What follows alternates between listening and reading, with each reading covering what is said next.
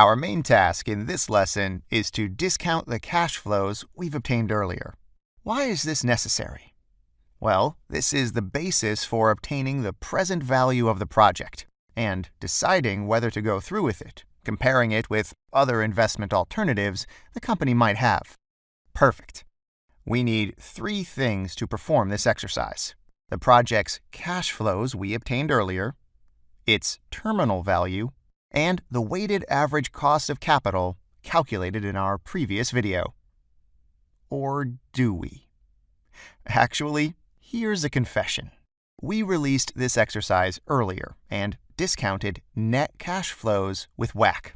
This isn't correct from a technical standpoint. Please remember that.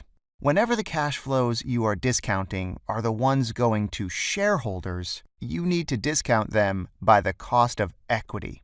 It is incorrect to discount by WACC because interest expenses have already been taken into consideration in a net cash flow. So, to wrap it up, when discounting cash flows going to equity holders, we use cost of equity. And to discount cash flows to the firm, we use WACC. In this case, we will use cost of equity. Perfect. Okay, all of the inputs you see here are easily copied to this sheet. Please note that the residual value in this cell is net of the outstanding loan in year 10. So, all of these values are ready to be discounted. Do you remember how we do that? The cash flow obtained in a given year is divided by 1 plus the discount rate, which is the cost of equity in our case, raised to the power of the number of years we are from the future. So, the first cash flow will be discounted by 1 plus cost of equity to the power of 1. The second cash flow by 1 plus the cost of equity to the power of 2, and so on.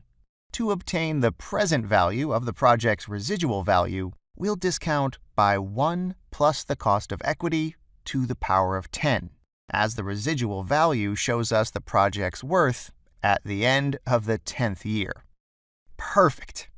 Now that we've discounted all future cash flows and obtained their present value, we are ready to apply several methods, which will give us an indication whether the project makes sense from a financial perspective. Stay tuned for our next lesson, where we'll apply the NPV and IRR techniques, and we'll also perform sensitivity analysis.